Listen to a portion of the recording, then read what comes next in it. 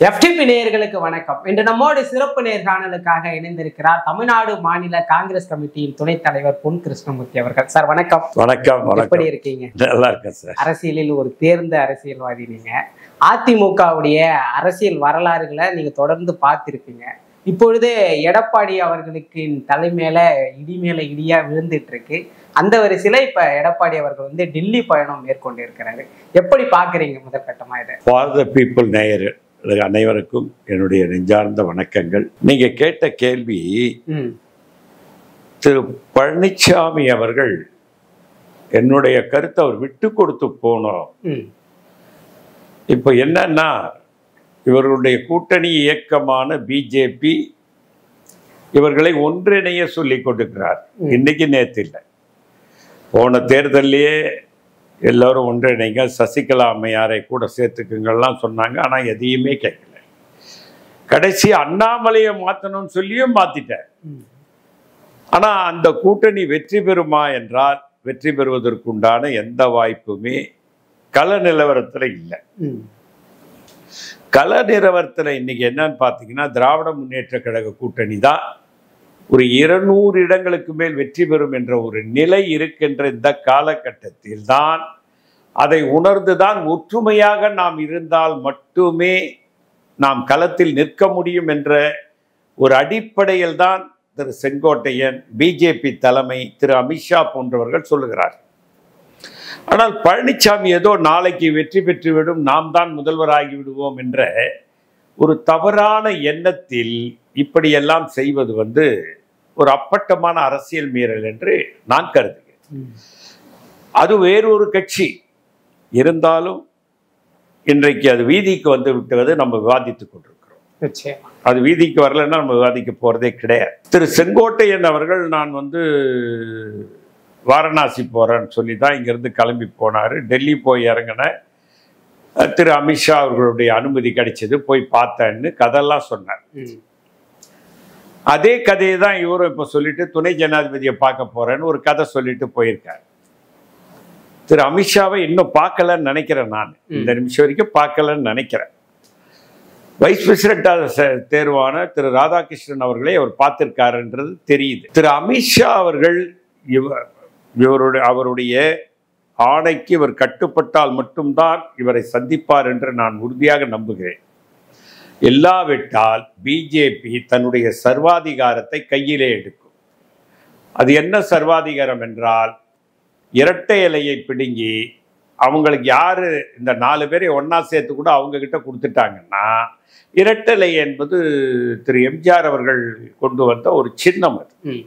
அதுக்கு மக்கள் கிட்ட ஒரு செல்வாக்கு இருக்கு. நம்ம இல்லைன்னு சொல்ல, எப்படி உதயசூரியனுக்கு கை சின்னத்திற்கு இரட்டை இலைக்கு ஒரு மரியாதை இருக்கோ, அது மாதிரி இரட்டை இலைக்கு ஒரு மரியாதை இருக்கு. இரட்டை இலையில ஓட்டு போட்டு பழக்கப்பட்டவங்க பல பேர் இன்னைக்கும் அதுக்கே தான் ஓட்டு போடணுன்ற ஒரு எண்ணத்தோடு இருப்பவர்கள். ஆகவே பிஜேபி தலைமைக்கு ஒத்துழைத்து போனால் ஒழிய எடப்பாடியினுடைய எண்ணத்திற்கு நேர்மாறாக தான் பிஜேபி செயல்படும். இந்த கூட்டணி வெற்றி பெற போவதே இல்லை. ஆனாலும் அதற்குள் இப்படி அடித்துக் கொள்கிறார்களே என்ற கவலை நமக்கு இருக்கத்தான் செய்யும்.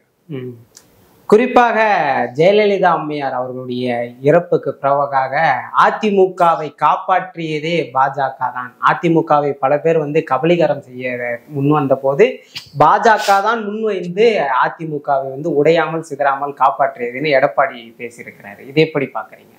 அதாவதுங்க, அவர் எந்த உலகத்துல இருக்காருன்னே தெரியல. 5 துண்டா அந்த கட்சி போனதுக்கு காரணமே பிஜேபி தான். சசிகலா அம்மையாரு, இப்போ செங்கோட்டையனை எடப்பாடியார் இப்படி சொல்றாருன்னா, செங்கோட்டையனை ஏன் அவங்க அழைத்து பேசிட்டு இருக்காங்க? நீங்க கூட்டணி யாரு? திரு அமித்ஷா அவர்கள் இங்க எடப்பாடி கூட தானே கூட்டு வச்சாரு. அவரோ இவரை சேர்ந்துக்கிட்டு ஒன்னா கையெல்லாம் தூக்குனாங்கல்ல. நயினார் நாகேந்திரன் ஒரு கை தூக்குனாரு, திரு அமித்ஷா கையை, இன்னொரு கையை திரு எடப்பாடி தூக்கினாரு. இப்படியெல்லாம் தூக்கி எல்லாம் செய்துவிட்டு நீங்கள் இப்போ காப்பாற்றியதே பிஜேபி தான் அப்படின்னு சொல்றீங்களே. நான் கேட்குறேன், உங்களுக்கு வரலாறு முதல்ல தெரியணும். உங்க இயக்கத்தை ஆரம்பிச்சு வச்சதே காங்கிரஸ்கார அதிமுகவை. அதெல்லாம் நீங்க முதல்ல தெரிஞ்சுக்கணும். ஈவிகே சம்பத் வீட்டில் ஒரு காங்கிரஸ்காரராக இருந்த ஈவிகே சம்பத் தான் அதிமுக என்ற இயக்கத்தையே எம்ஜிஆருக்கு உருவாக்கி தந்து தேர்தலில் நிற்க வைத்து திண்டுக்கல் தேர்தலிலே வெற்றி பெற வைத்தவர். இதெல்லாம் நீங்க கொஞ்சம் நினைச்சு பார்க்கணும். காங்கிரஸ் எவ்வளவு பெரிய உதவி பண்ணியிருக்கு. திரு ஜானகி அம்மாருக்கும் திரு அம்மையார் ஜெயலலிதா அம்மையாருக்கும் பிரச்சனை வந்தபோது கூட ரெட்டையிலை போகக்கூடிய நிலையிலே வந்தபோது ராஜீவ்காந்தி அவர்கள் தான் அந்த ரெட்டையிலையை காப்பாற்றியவர்களுக்கு கொடுத்தார்கள். இல்லைன்னா அன்னைக்கே ரெட்டையிலை என்ற சின்னமே காணாமல் போயிருக்கும். எம்ஜிஆர் உருவாக்கிய ரெட்டையிலை சின்னம் காணாமல் போயிருக்கும். இதெல்லாம் நீங்க புரிஞ்சுக்கணும். காங்கிரஸ் என்ற ஒரு இயக்கம் போயிருந்தால் அதிமுக என்ற இயக்கம் காணாமல் போயிருக்கும். இதெல்லாம் நினைச்சு எடப்பாடி பேசணும். இன்னைக்கு பிஜேபி உங்களை 5 ஆக்கி வச்சுட்டு பொம்மலாட்டம் காட்டிட்டு இருக்காங்கன்றதுதான் யதார்த்தமான உண்மை. அதை எடப்பாடி புரிந்து கொள்ளாமல் இருக்கிறாரே என்பதுதான் அரசியலிலே. ஏன்னா அவர் புரிந்து கொள்ளக்கூடிய இதுல இல்லை. அவர் கம்பராமாயணத்தை எழுதியது சேக்கிரார்னு சொன்னவர். கம்பராமாயணத்தை எழுதியது அதுலேயே பேர் இருக்குது. கம்பர் தான் கம்பராமாயணத்தை ஏத்தினார்னு இருக்குது. சேக்கிலார்னு சொன்னவர். அதே மாதிரி தூத்துக்குடி துப்பாக்கி சூட்ல ஒரு முதலமைச்சர், நான் டிவியை பார்த்தோம், பேப்பரை பார்த்து தான் அந்த துப்பாக்கி சூட்ல 17 பேர் இறந்து போனதே நான் தெரிஞ்சுக்கிட்டேன்னு சொன்னாருங்க. எங்க அடுத்த செகண்ட் தெரியணும் ஒரு முதலமைச்சருக்கு இந்த மாநிலத்துக்குள்ள இருக்கக்கூடிய சிறு பகுதியில் நடக்கக்கூடிய கலவரங்கள் அடுத்த நொடியில் தெரிய வேண்டும். அந்த அளவுக்கு நம்முடைய ஸ்ட்ரக்சர் இருக்குது. ஸ்காட்லாந்து யார்டு போலீஸுக்கு ஈக்குவலாக நம்முடைய போலீஸை சொல்றோம்னா, முதலமைச்சருடைய அலுவலகத்துக்கு 17 வயது பெண் உள்பட 17 பேர் கொல்லப்பட்ட விவகாரத்தை நான் டிவியில் பார்த்து தெரிந்து கொண்டேன்னு சொன்னவர் தான் அவர். அதனால இதெல்லாம் அவருக்கு புரியாது என்பதுதான் என்னுடைய கருத்து. நீங்க காங்கிரஸுக்கும் அதிமுகவிற்கும் உள்ள உறவை சொன்னீங்க. ஆனா இப்பொழுது பாஜகவில் இருக்கிறவர்கள் காங்கிரஸ் மீது ஒரு சில குற்றச்சாட்டுகளை வைக்கிறாங்க. அதுல குறிப்பா சொல்லுவது, பாஜக எந்த கட்சியோட கூட்டணி வச்சாலும் பாஜக அந்த கட்சிகளை கபலீகரம் செஞ்சிடும், சிதைச்சிடுவாங்க நீங்க சொல்றீங்க. ஆனா நயினா நாகேந்திரன் முன்னுக்கு பின் முரணான ஒரு வார்த்தையை சொல்றாரு. காங்கிரஸ் தானே ஆட்சியே கவித்தது, இதை நீங்க பேச மாட்டேன்றீங்களேன்ற மாதிரி சொன்னார். இதை எப்படி நீங்க பாக்குறீங்க? எந்த ஆட்சியை கவுத்தாங்க?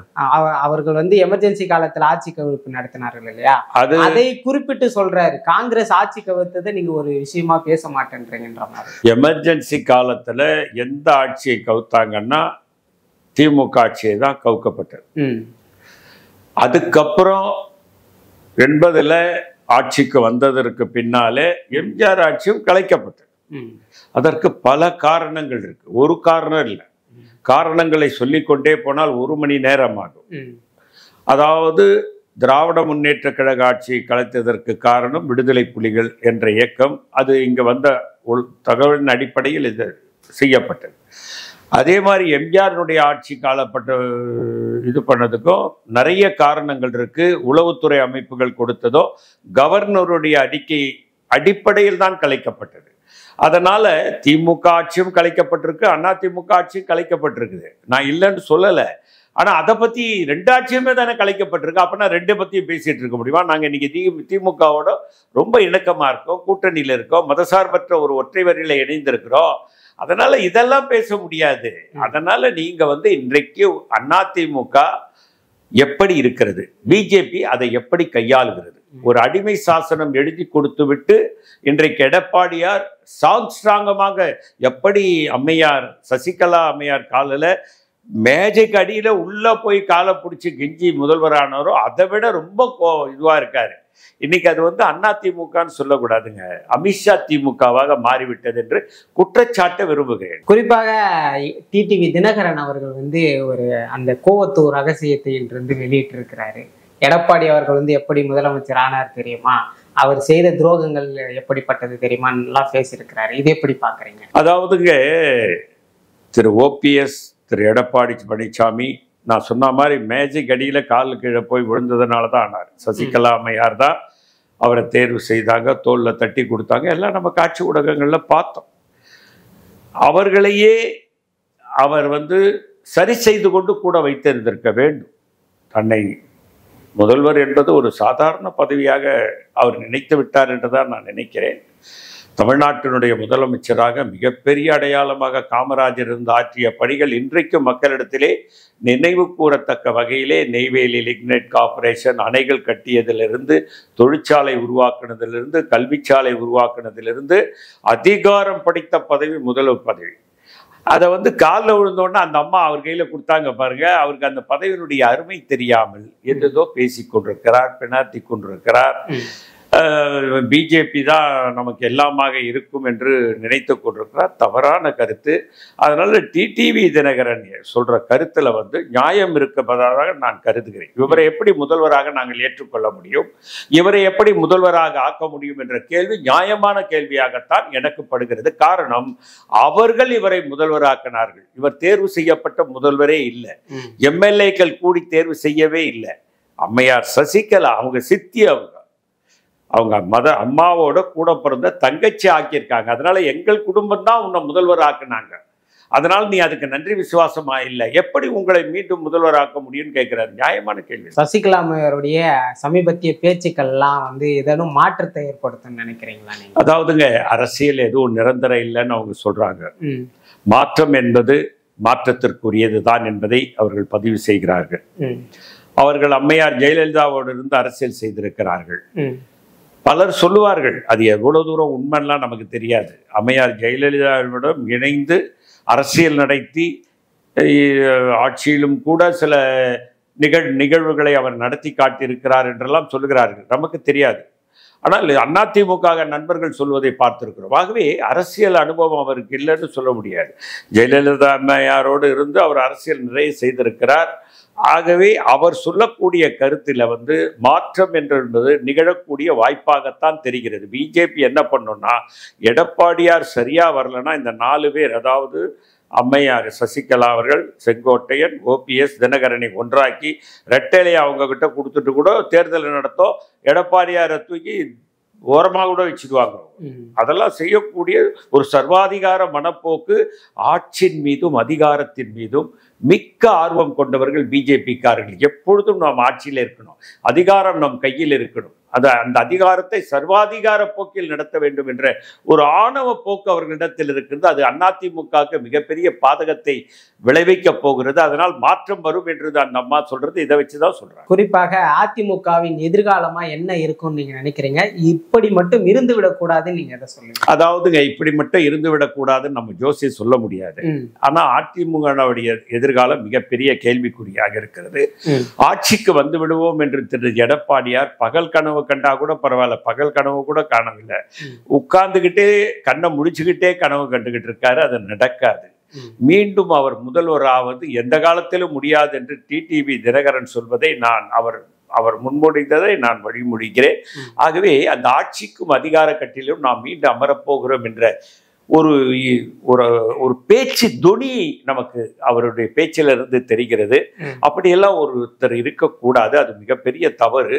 எப்பொழுதுமே ஒரு பதவி வரும்போது பணிவு வர வேண்டும் என்று கண்ணதாசன் ஒரு வரி எழுதியிருப்பார். எப்பவுமே அது எம்ஜிஆர் பாடின பாட்டு தான் அது. பதவி வரும்போது பணிவு வரணும். அந்த பதவி வந்த நீங்க பணிவு இல்லாம நம்ம இருக்கக்கூடாது, யாரா இருந்தாலும் சட்டம். ஆகவே பதவி வரும்போது பணிவு இல்லாம போனதுனால இவர்கள் வந்து ஆட்சி அதிகாரம் இவர்கள் கையில் கிடைப்பதற்குண்டான எந்த விதமான முகாந்திரம் இல்லை. தமிழ்நாட்டில் நீங்க காட்சி ஊடகங்கள் நிறைய கள நிலவரங்களை பார்த்து பேட்டி எடுத்து போடுகிறார்கள். நாங்கள் திராவிட முன்னேற்ற கழக கூட்டணிக்குத்தான் ஓட்டு போடுவோம், அவர்கள் நன்றாக ஆட்சி நடத்துகிறார்கள் என்று சொல்வதை பார்க்க முடிகிறது. அது வாக்காளர்கள் எங்க பக்கம் இருக்கிறார்கள். நான் உறுதியாக அறுதிட்டு கூறுவேன், 200 சீட்டுக்கு மேல் திராவிட முன்னேற்ற கூட்டணி வெற்றி பெறுவதற்குண்டான வாய்ப்புகள் இருக்கு. அது மாதிரி இல்லாம அது இன்னொன்று, இன்றைக்கு இருக்கக்கூடிய முதலமைச்சரை பற்றி நாம் சொல்லித்தான் ஆக வேண்டும். தனக்கு எதிர்ப்பான மனநிலையில் இருக்கக்கூடிய திரு இளையராஜாவுக்கு விழா எடுக்கிறார். தனக்கு எதிர்ப்பான மனநிலையில் இருக்கக்கூடிய ரஜினிகாந்தை கூப்பிட்டு அதில் நடத்துகிறார். இதுதான் பெருந்தன்மை. அதாவது பெருந்தன்மைன்றது என்ன, அவங்க 2 பேரும் திராவிட முன்னேற்ற கழகத்திற்கு எதிர்வினை ஆற்றக்கூடியவர்கள். ஆனாலும் அவர்களுக்கு விழா எடுக்கிறார்கள். தமிழர் என்ற ஒரு பெருமையின் காரணமாக எடுக்கிறார். அது பாராட்டுக்குரிய விஷயம்தான். ஆனா நான் என்ன சொல்றேன், அப்படிப்பட்ட மனநிலையில் அடக்கத்தோடு பணிவோடு அன்போடு எல்லோரையும் அரவணைத்து செல்லுகின்ற ஒரு முதல்வராக இந்த 5 ஆண்டுகளில் எனக்கு என்னுடைய கண்ணுக்கு அவர் அப்படித்தான் காட்சி தருகிறார். அப்படி இருக்கக்கூடியவர் மக்கள் மனிதனிலே இடம் பிடிக்கிறார், மக்களோடு மக்களாக இருக்கிறார். இதுதான் முக்கியம். மக்களோடு மக்களாக இன்றைய முதல்வர் திரு ஸ்டாலின் அவர்கள் இருக்கிறார் என்று நான் ஆணித்தரமாக பதிவு செய்ய விரும்புகிறேன். அவர்தான் மீண்டும் முதல்வர் ஆவார். அவருக்கு மக்கள் ஆதரவு நிறைய இருக்கிறது. காரணம் இந்த 5 ஆண்டுகளில் அவர் செய்த சாதனைகள் நிறைய இருக்கிறது, இல்லைன்னுலாம் சொல்ல முடியாது. எப்படி கலைஞர் ஆட்சியிலே மேம்பாலங்கள் வந்ததோ அதுபோன்று மேம்பாலங்கள் வந்து கொண்டே இருக்கிறது. இன்னைக்கு ரயில்வே, நீங்க மெட்ரோ ரயிலுக்கு பார்த்தீங்கன்னா மத்திய அரசாங்கம் அதுக்கு நிதியை ஒதுக்கலை. உலக வங்கியிலேருந்து தான் கடன் வாங்கி தரேன்னாங்க, அதுக்கும் ஒழுங்கா இவங்க அதுக்கு உண்டான வேலைகளை இவங்க செய்யலை.